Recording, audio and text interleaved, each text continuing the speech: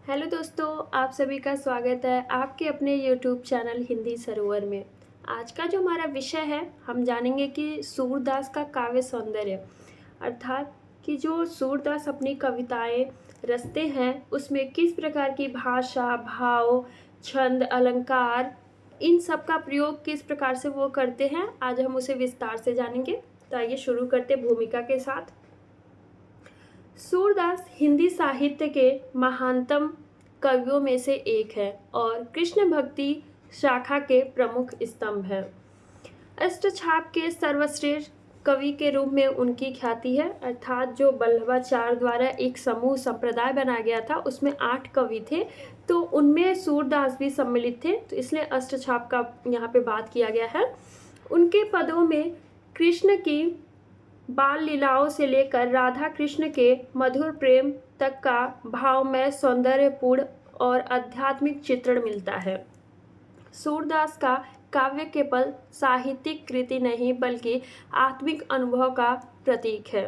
उनके पदों में रस, अलंकार, भाव, भाषा और संगीतात्मकता का अनुपम समन्वय है जो हिंदी साहित्य में दुर्लभ है। आगे हम जानेंगे भाव पक्ष, यानी कि जो सूरदास है उनकी कविताओं में किस प्रकार के भाव हमें देखने को मिलता है। तो जानते हैं, सूरदास के काव्य में भावों की गहनता और उनकी सहज अभिव्यक्ति काव्य सौंदर्य का मूल आधार है। उनके पद वात्सल्य और माधुर्य भाव की गहराई से युक्त है। इसमें हम कौ देखेंगे, वात्सल्य भाव की सौम्य अभिव्यक्ति। सूरदास ने कृष्ण के बाल रूप की चंचलता, शरारत और मासूमियत को यशोदा के ममत्व के साथ चित्रित किया। उनकी काव्य कुशलता को दर्शाता है। उदाहरण रूप में हम देखते हैं, मैया मैं नहीं माखन खायो, अर्थात इसमें जो कृष्ण है वो अपनी माता यशोदा से मासूमियत भरी आवाज़ में बता रहे हैं कि मैं माखन नहीं खाया, तो यहाँ पे उसी का चित्रण किया गया है कि यशोदा के वात्सल्य यानी कि उनके प्रेम की बात यहाँ पे झलक रही है, दिखाई दे रहा है कि एक पुत्र और माता का किस प्रकार से प्रेम है वो यहाँ पे सूरदास दिखाते हैं। आगे हम जानेंगे कि माधुर्य भाव की पराकाष्ठा। राधा कृष्ण का प्रेम सूरदास के काव्य में लौकिक नहीं बल्कि आध्यात्मिक और ईश्वर प्राप्ति का प्रतीक है।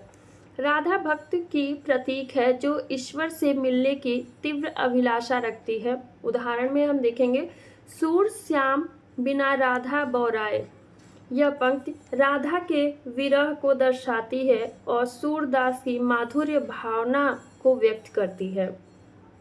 आगे हम जानेंगे भक्ति और दर्शन का समन्वय। सूरदास की भक्ति एक दर्शन है जो प्रेम और समर्पण को ईश्वर प्राप्ति का मार्ग बताता है। उदाहरण में, सूरदास प्रभु तुम पे भरोस, भक्ति बिना नहीं जियत, जो मछली जल बिन सतापति दोष, अर्थात ये जो पंक्ति है वो पूर्ण समर्पण और भक्ति दर्शन को व्यक्त करती है। आगे हम देखेंगे शिल्प पक्ष का काव्य सौंदर्य। सूरदास का शिल्प सौंदर्य उनकी ब्रज भाषा, छंद, अलंकार और संगीतात्मकता में निहित है। भाषा की सत्ता और माधुर्य। सूरदास की ब्रज भाषा में मिठास, लय और भावनात्मकता है। उनके पदों को लोकगीतों जैसी सहजता प्रदान करती है। उदाहरण में हम देखें, मोही तोही लागत मधुर, तू मोहन में मन मधुप, अर्थात जो ये पंक्ति है ब्रज भाषा की मधुरता और प्रेम को, सजीवता को दर्शाती, यानी कि जो ब्रज भाषा है ये उसमें किस प्रकार के प्रेम है, मधुर भाव है, ये उसे दर्शा रही है। आगे अलंकारों का जो योजना है, उत्कृष्टता है, यानी कि जो इनके सूरदास की पंक्तियाँ होती है, कविताएं होती हैं, उनमें अलंकारों का बहुत ज़्यादा प्रयोग होता है। तो आइए देखते हैं, सूरदास ने अनुप्रास, उपमा, रूपक, यमक और श्लेष जैसे अलंकारों का स्वाभाविक प्रयोग किया है जो भावों को निखारते हैं। उदाहरण में, कान्हा जो नटवर नागर, वृंदावन रसिक विहारी, इस पंक्ति में रूपक और अनुप्रास अलंकार कृष्ण के सौंदर्य को उभारते हैं। अब छंद योजना और संगीतात्मकता। सूरदास के पदों में लयबद्ध छंद और राग रागिनियों के संबंध से उन्हें संगीतात्मक और धार्मिक गायन के लिए उपयुक्त बनाता है। जैसे उदाहरण में हम देखेंगे, नद नदन श्याम प्यारो गोकुल रसिया रंग रंगे, यह पंक्ति गीता और लय को दर्शाती है। अब हम जानेंगे कि प्रकृति और लोक जीवन का चित्रण। सूरदास के पदों में ब्रज की गलियां, यमुना, होली, झूला और ग्वाल बालों का सजीव चित्रण है जो लोक संस्कृति का जीवंत करता है। जैसे कि जमुना तट बिहरत कान गाय चरावत संग ग्वाल, यानी कि ये जो पंक्ति है वो जो ब्रज का चित्रण वो हमारे समक्ष प्रस्तुत करती है। यहाँ पे देखिए ब्रज की प्रकृति और लोक जीवन को दर्शाती है। आगे है चरित्र चित्रण की विशिष्टता। सूरदास ने बाल कृष्ण, राधा, यशोदा और गोपियों को सजीव चित्रण के रूप में चित्रित किया है। पहला, बाल कृष्ण की चंचलता। कान्हा कछु कहत नहीं, यशोदा संग हटत बलाए, अर्थात जो ये पंक्ति है कृष्ण की शरारत को दर्शाती है। आगे हम देखेंगे राधा की तड़प। सूर श्याम बिना राधा अधीर प्रेम तड़पत तन जाए, यानी कि ये जो राधा है ये सूर्य के प्रेम यानी कि उनके विरह को व्यक्त करती है। आगे यशोदा का वात्सल्य। लाल मेरो प्यारो माखन चोरी सवरिया, यानी कि ये जो यशोदा है ये कृष्ण के प्रति उनका मतलब जो एक माता का प्रेम होता है ये हमारे समक्ष दर्शाता है। अब हम देखेंगे रस निष्पत्ति। रस निष्पत्ति।